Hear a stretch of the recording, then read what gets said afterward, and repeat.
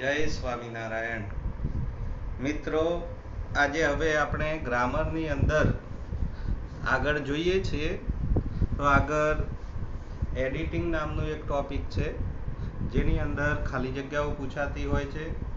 તદુપરાંત પણ દરેક ધોરણોમાં આ ખૂબ જ અગત્યની બાબત હોય છે. તો આજે આપણે એડિટિંગમાં પ્રિપોઝિશન્સ, આર્ટિકલ્સ, કંજક્શન્સ, નાઉન, પ્રનાઉન્સ, આ બધું એડિટિંગમાં આવી શકે. જેમાં આપણે નાઉન વિશેની વાત કરી, પ્રનાઉન વિશેની વાત કરી છે. આપણે કંજક્શન્સની વાત પણ પછી કરીશું. આજે આપણે પ્રિપોઝિશન્સ અને આર્ટિકલ વિશે વાત કરવા જઈ રહ્યા છીએ. તો પ્રિપોઝિશન્સ એટલે શું મિત્રો?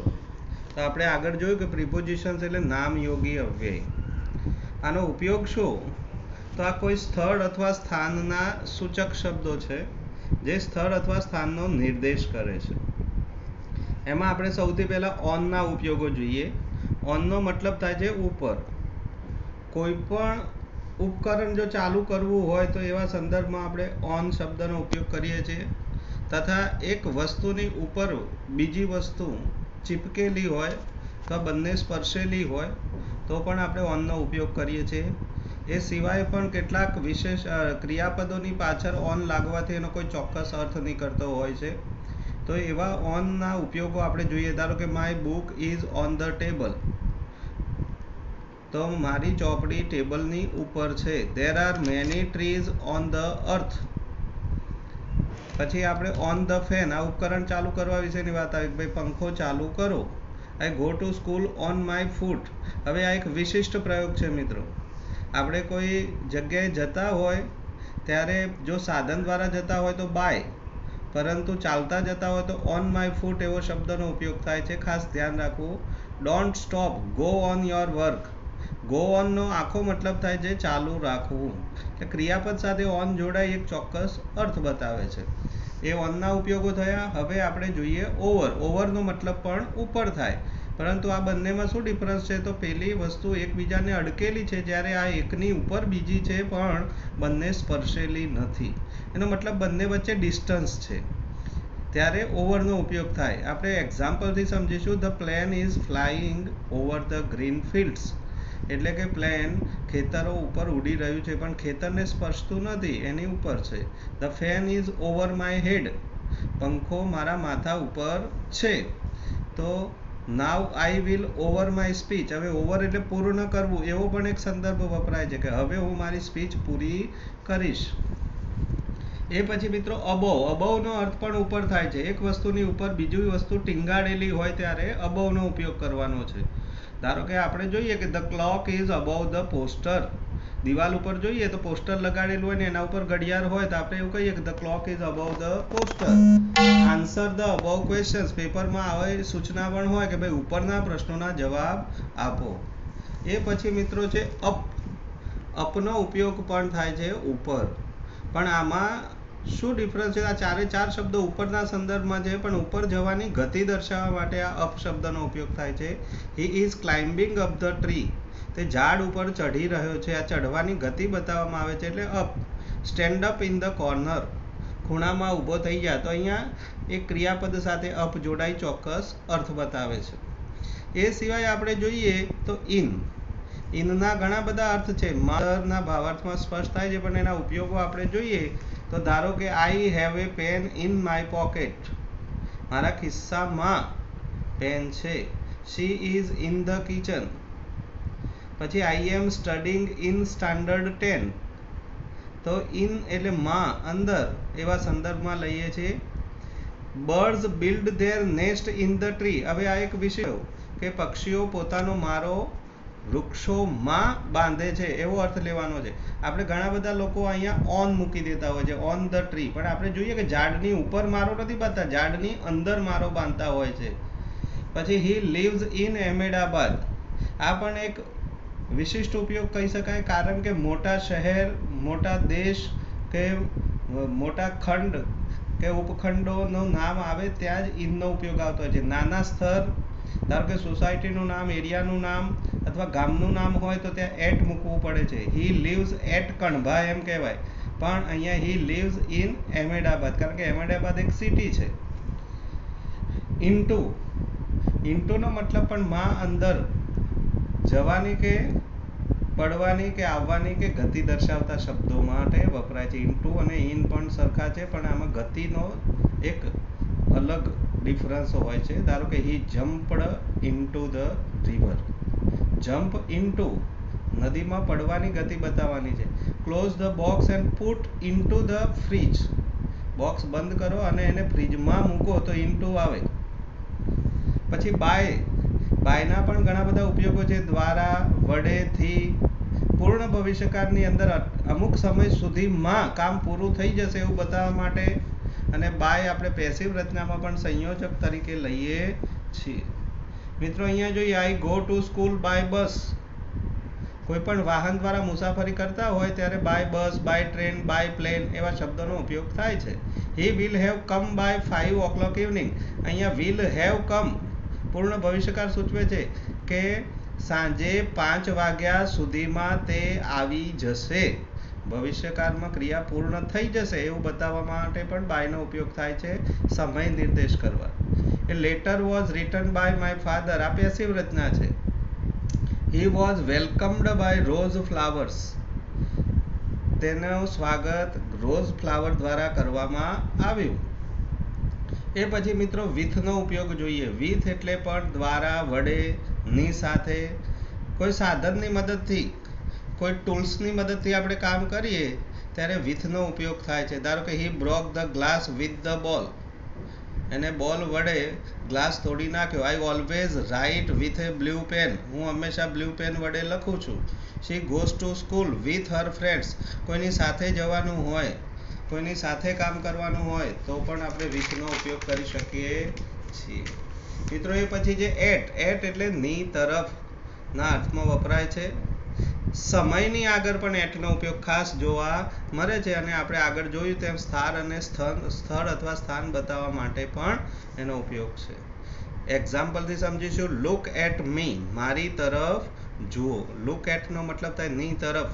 શી goes to office at 10 AM. તે 10 વાગે. તો એ સમયની આગળ પણ એટનો ઉપયોગ છે. I will meet you at the hotel. સ્થાનનો નિર્દેશ. I leave at Kanba. આવી રીતે જે મોટા શહેરો હોય, મોટો વિસ્તાર હોય તો ઈ ના આવે, પણ નાના સ્થળ અથવા સ્થાન માટે એટનો ઉપયોગ થાય. પછી she is good at maths. ક્રિયાપદની સાથે એટ લાગવાથી કોઈ ચોક્કસ અર્થ બતાવતો હોય છે. ગુડ સાથે એટ લાગે તો માં નિપુણ હોવું, માં હોશિયાર હોવું એવો એક અર્થ થાય છે. એટલે તે મેથ્સમાં હોશિયાર છે એવો અર્થ થાય. એ પછી આપણે જોઈએ મિત્રો ઓ એફ. ઓ એફ નો મતલબ થાય નો, ની, નું, ના. ક્રિયાપદની સાથે વપરાઈને પણ ઓફ જુદા જુદા અર્થ બતાવતો હોય છે. ધારો કે એપોસ્ટ્રોફી એસ હોય તો એપોસ્ટ્રોફી એસ ના બદલે ઓફનો ઉપયોગ આપણે કરી શકીએ. It is a farm of Rajubhai. તે રાજુભાઈનું ખેતર છે. આપણે એવું પણ કહી શકીએ it is a Rajubhai's farm, apostrophe લગાવીને. Mohan is a son of Jagdishbhai. તો મોહન જગદીશભાઈનો પુત્ર છે, પણ જગદીશભાઈઝ સન એવું પણ લખી શકીએ. I am fond of reading. Fond of નો આખો એક અર્થ છે. ફોન્ડ સાથે ઓફ જ વપરાય. ફોન્ડ ઓફ એટલે નો શોખ હોવો એવો એક અર્થ થાય છે. That chair is made of wood. પેલી ખુરશી લાકડાની બનેલી છે. તો આ બધા શબ્દો માટે ઓ એફ ઓફનો ઉપયોગ આપણે જોઈએ મિત્રો. ઓ ડબલ એફ ઓફ એનો એક અર્થ થાય છે બંધ કરવું, means to stop. Please off the fan. મહેરબાની કરી પંખો બંધ કરો. He stood up to off the light. એ લાઇટ બંધ કરવા માટે ઊભો થયો. The fire fighters put off the fire. Fire ફાઇટર્સોએ આગને બુઝાવી દીધી. તો પુટ સાથે ઓ ડબલ એફ ઓફ લાગવાથી બુઝાઈ જવું એવો એક અર્થ થાય છે. એ ઉપરાંત મિત્રો આપણે જોઈએ તો નિયર શબ્દ છે. નિયરનો મતલબ શું થાય? નજીક. My house is near the post office. Don't go near the well. 10મા ધોરણવાળા વિદ્યાર્થીઓએ ખાસ ધ્યાનમાં રાખવાનું, કારણ કે લોકેશન જેવા ફંક્શન્સો બતાવવા માટે આવા વાક્યનો ઉપયોગ થશે. બિહાઇન્ડ એટલે ની પાછળ અથવા ની પછી એવો અર્થ લઈશું આપણે. My school is behind the town hall. મારી શાળા ટાઉન હોલની પાછળ છે. Stand behind Nakul. નકુલની પાછળ ઊભો થઈ ગયા. આવા માટે બિહાઇન્ડનો ઉપયોગ છે. બિફોર. બિફોર એટલે ની આગળ અથવા ની પહેલા. Don't stand before the stage, સ્ટેજની આગળ ઊભો રહીશ નહીં. Think twice before you jump, કૂદતા પહેલાં 2 વાર વિચાર કરો. The patient had died before the doctor came. અહીંયા પૂર્ણ ભૂતકાળને દર્શાવવા માટે પણ 2 ક્રિયાઓ જ્યારે ભૂતકાળમાં બનેલી હોય ત્યારે પ્રથમ ક્રિયા બતાવવા માટે બિફોરનો ઉપયોગ થાય છે કે ભાઈ ડૉક્ટર આવ્યા તે પહેલાં પેશન્ટ મૃત્યુ પામ્યો હતો. આફ્ટર એટલે પછી અથવા ની પાછળ. A cat is running after the mouse, બિલાડી માઉસની પાછળ દોડી રહી છે. She had typed all the letters after she had left the office. She looks after this child, look આફ્ટરનો આખો એક અર્થ છે ની સંભાળ રાખવી, તે આ બાળકની સંભાળ રાખે છે. First remove your shoes after enter the temple, પહેલાં શૂઝ બહાર કાઢો પછી મંદિરમાં પ્રવેશ કરો. મિત્રો બિસાઇડ, બિસાઇડ એટલે બાજુમાં. Mister Patel always sits beside his wife. My house is beside his shop, મારી દુકાન મારું ઘર તેની દુકાનની બાજુમાં છે. બિસાઇડ અને બિસાઇડ્સ ફક્ત એસનો ડિફરન્સ હોય તો એનો અર્થ બદલાઈ જાય છે મિત્રો. એનો મતલબ થાય છે તદ ઉપરાંત. બિસાઇડ્સ ધીસ પેન, આ પેન ઉપરાંત I have 3 pens at home, મારે 3 પેનો ઘરે છે. She has drawn many pictures besides this picture, એને આ ચિત્ર ઉપરાંત ઘણા બધા ચિત્રો દોર્યા છે. એ ઉપરાંત મિત્રો વાત કરીએ બિટવીન. બિટવીન એટલે બંનેની વચ્ચે, ફક્ત 2 જ વ્યક્તિ કે વસ્તુ માટે. Sunday comes between Monday and Saturday, તો રવિવાર એ સોમવાર અને શનિવારની વચ્ચે આવે છે. Raju sleeps between mother and father, Raju mother અને ફાધરની વચ્ચે સૂઈ જાય છે. અમોંગનો અર્થ થાય છે ની વચ્ચે. 2 ની વાત હોય તો બિટવીન અને 2 થી વધુની વાત હોય તો અમોંગ. ધારો કે she shares fruits among all the children. Father distributed his property among 3 sons, અહીંયા 3 આવે એટલે અમોંગ આવે, 2 હોય તો બિટવીન આવે. The moon shines among the stars, ચંદ્ર તારાઓની વચ્ચે છે. એ ઉપરાંત આપણે જોઈએ તો બિલો, બિલોનો મતલબ થાય છે નીચે. આન્સર ધ બિલો ક્વેશ્ચન્સ, નીચેના પ્રશ્નોના જવાબ આપો. He is waiting below the flat, તે ફ્લેટની નીચે રાહ જુએ છે. અંડર એટલે પણ નીચે, નીચે એટલે હેઠળ. The cow is sitting under the tree and the cat is under the table. આ હતા મિત્રો પ્રિપોઝિશન્સ. હવે પ્રિપોઝિશન્સની આપણે કેટલાક વાક્યો અને ખાલી જગ્યાઓ તમને એક્સરસાઇઝ સ્વરૂપે આપીશું. ત્યાં સુધી તમારે આ વિડીયો પરથી બરાબર ધ્યાન રાખી અને બધું યાદ રાખવાનું છે. એ પછી મિત્રો આપણે આર્ટિકલ્સની વાત કરી લઈએ. આર્ટિકલ મુખ્યત્વે 3 છે, એ, એન અને ધ. એ અને એન ઇનડેફિનેટ આર્ટિકલ કહેવાય છે. The A definite article. Definite એટલે નિશ્ચિત, ઇનડેફિનેટ એટલે અનિશ્ચિત. આર્ટિકલ ક્યાં મુકાય તો આર્ટિકલ હંમેશા નામ અથવા વિશેષણની પૂર્વે મૂકવામાં આવે છે. નામ અને વિશેષણ જેવા શબ્દો આગળ સમજાવી દીધા છે. વ્યક્તિના નામ, દ્રવ્યવાચક નામની આગળ આર્ટિકલ મુકાતો નથી. એટલે વ્યક્તિના નામની આગળ, તમારા પોતાના નકુલ નામની આગળ કોઈ આર્ટિકલ ન મુકાય. ગાંધીજી આગળ આર્ટિકલ ન મુકાય. એ છે, હવે પહેલા એ આર્ટિકલની વાત કરીએ તો એ આર્ટિકલ ક્યાં મુકાય તો એક વચન નામ અથવા વિશેષણ કે જેનું ઉચ્ચારણ, ખાસ મિત્રો આ ધ્યાન રાખવાનું છે કે ઉચ્ચારણ વ્યંજનથી થતું હોય તેવા એક વચન નામની આગળ એ આર્ટિકલ મુકાય. હવે ઉચ્ચારણ, વ્યંજન આ બધું શું છે તો વ્યંજન આપણે જાણીએ છીએ કે વ્યંજન કયા છે તો એ ઈ આઈ ઓ યુ સિવાયના બધા વ્યંજન છે. B C D F G H. આપણે એના ઉચ્ચારણ જોવાના છે, એટલા માટે વ્યંજનને ગુજરાતીમાં સમજવા પડશે. ક, ખ, ગ, ઘ, આ આખો કક્કો છે એ વ્યંજન કહેવાય. હવે એનાથી જો ઉચ્ચારણ થતું હોય તો એ આર્ટિકલ મુકાય. ધારો કે આઈ હેવ એ પેન, પથી ઉચ્ચાર થાય છે, એક વચન છે માટે એ. એ બોલ, એ બાસ્કેટ, એ ચાઇલ્ડ, આનું ઉચ્ચારણ બધા વ્યંજનથી થાય છે. પણ અહીંયા જુઓ, એ વન વે લખાય છે સ્વરથી પણ બોલાય છે વ્યંજનથી. વ બોલાય છે, વન વે એટલે એ આર્ટિકલ. એ વન ડે બોલાય છે વ. પછી યુનિયન લખાય છે સ્વર પણ બોલાય છે વ્યંજન. યુનિયન એટલે યુનિયન આગળ પડે, યુનિવર્સિટી આગળ પડે. યુનિફોર્મ, યુનિફોર્મમાં યતિ બાબાનો ય બોલાય છે, યુનિફોર્મ. ય કક્કામાં આવે મિત્રો, એટલે એના આગળ એ આર્ટિકલ આવે છે. એ યુરોપિયન, એ યુઝફુલ, યુઝફુલ ય બોલાય છે. એ બીકોમ, એ બીએ. કોઈ પણ ડિગ્રી હોય ને, ડિગ્રીની આગળ એ અથવા એન આવે. સ્વરથી ઉચ્ચારણ થતું હોય તો એન, અને વ્યંજનથી ઉચ્ચારણ થતું હોય તો એ. પણ કોઈ પણ ડિગ્રી આગળ એ અથવા એન સિવાય કોઈ આર્ટિકલ ના આવે. એ રીતે એનની વાત કરીએ તો એન ક્યાં આવે? તો એક વચન નામ અથવા વિશેષણ કે જેનું ઉચ્ચારણ સ્વરથી થતું હોય એવા એક વચન નામ અથવા વિશેષણની પૂર્વે એન મુકાય. એન સ્વર. સ્વર કયા? એ, ઈ, આઈ, ઓ, યુ. પણ આપણે ગુજરાતીમાં સમજીએ તો અ, આ, ઈ, ઉ, એ, ઐ, ઓ, ઔ, અમ, અહ. આનાથી ઉચ્ચારણ થતું હોય એવા એક વચન નામની આગળ. ધારો કે he is an engineer. He likes to ride on an elephant.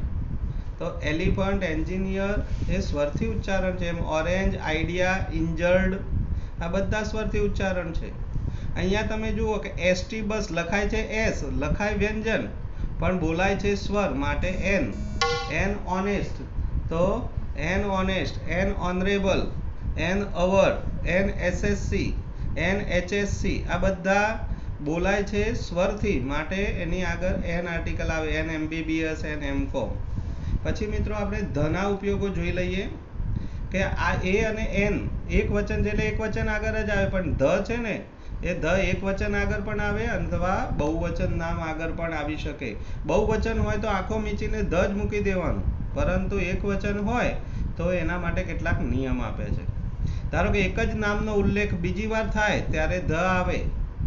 ધારો કે અહીંયા એક્ઝામ્પલથી સમજો, this is a pen, the pen is red. અહીંયા જે પેનની વાત કરવામાં આવી છે એ જ પેનની વાત બીજા વાક્યમાં આવી, એટલે એની આગળ ધ આર્ટિકલ આવે. આઈ હેવ એ સ્કૂટર, મારી પાસે સ્કૂટર છે. ધ સ્કૂટર ઇઝ ઓલ્ડ, તો જે સ્કૂટરની વાત કરવામાં આવી છે એ જ બીજા વાક્યમાં છે, માટે એની આગળ ધ આર્ટિકલ આવે. એ ઉપરાંત મિત્રો અહીંયા જોઈએ આપણે કે પ્રાકૃતિક સર્જન જેવા કે નદી, તળાવ, સાગર, મહાસાગર, પર્વત, દિશાઓ, આકાશ, પાતાળ, સૂર્ય, ચંદ્ર, તારા, ગ્રહો, નક્ષત્રો, ધર્મ પુસ્તકો, માનવ દ્વારા સર્જાયેલા કેટલાક ભવ્ય બાંધકામોની પૂર્વે ધ આર્ટિકલ જ આવે. કોઈ પણ નદીનું નામ હોય, સાગર, મહાસાગરનું નામ હોય, ધારો કે the Sabarmati, the Wular lake, the Atlantic Ocean, the Himalayas, the north, the east, the west, the south, the sun, the moon, the star, the Ramayana, the Mahabharata, the Quran, the Bible, the Gateway of India, the Sun Temple of Modhera. કોઈ પણ પ્રખ્યાત બાંધકામો, the Taj Mahal, આ બધા લઈ શકાય. એ ઉપરાંત જોઈએ તો જાતિવાચક નામ કે જે સમગ્ર જાતિનું સૂચન કરતું હોય તેવા એક વચન નામની પૂર્વે પણ ધ આર્ટિકલ આવે. ધારો કે અહીંયા જુઓ, the dog is a faithful animal. આ વાક્યમાં ડોગ એક વચન છે, એક જ ડોગની વાત છે નહીં. વાક્ય વાંચીએ તો ખબર પડે કે અહીંયા સમગ્ર ડોગ જાતિમાં જે જન્મેલા છે બધાની વાત છે, કે કૂતરું એક વિશ્વાસુ પ્રાણી છે. તો અહીંયા કોઈ ચોક્કસ કૂતરાની વાત નથી કરવામાં આવી, આખી દુનિયામાં રહેલા સમગ્ર કૂતરાઓ માટે આ વાક્ય લાગુ પડે છે, માટે આ જાતિવાચક નામ કહેવાય. The blind is always helpless. આંધળો હંમેશા હેલ્પલેસ હોય છે, તો દરેક આંધળાની વાત અહીંયા આવે છે, માટે આ એક વચન હોવા છતાં સમગ્ર જાતિનું સૂચન કરે છે, માટે ત્યાં ધ આર્ટિકલ આવે. એ ઉપરાંત ઓર્ડિનલ નંબર્સ. મિત્રો ઓર્ડિનલ નંબર્સ એટલે first, second, third, fourth, fifth, sixth, આ બધા જે છે ઓર્ડિનલ નંબર્સ કહેવાય. એમના પૂર્વે ધ આવે. ધ ફર્સ્ટ લખાય આ રીતે, the second, the fifth, the 20th. સ્પેલિંગમાં પણ લખાય છે, આંકડામાં પણ લખાય છે. એનાથી આગળ ઉપયોગ જોઈએ, સુપરલેટિવ ડિગ્રીના જે વિશેષણો છે એની આગળ પણ ધ આર્ટિકલ આવે. સુપરલેટિવ ડિગ્રી તમે જોઈ છે અને એના વિશેષણો પણ જોયા છે. આપણે જોઈએ બ્રેવ, બ્રેવર, બ્રેવેસ્ટ. પછી આપણે જોઈએ ગુડ, બેટર, બેસ્ટ. તો બેસ્ટ એની આગળ ધ આર્ટિકલ આવે. He is the bravest boy, તો બ્રેવેસ્ટ આગળ ધ.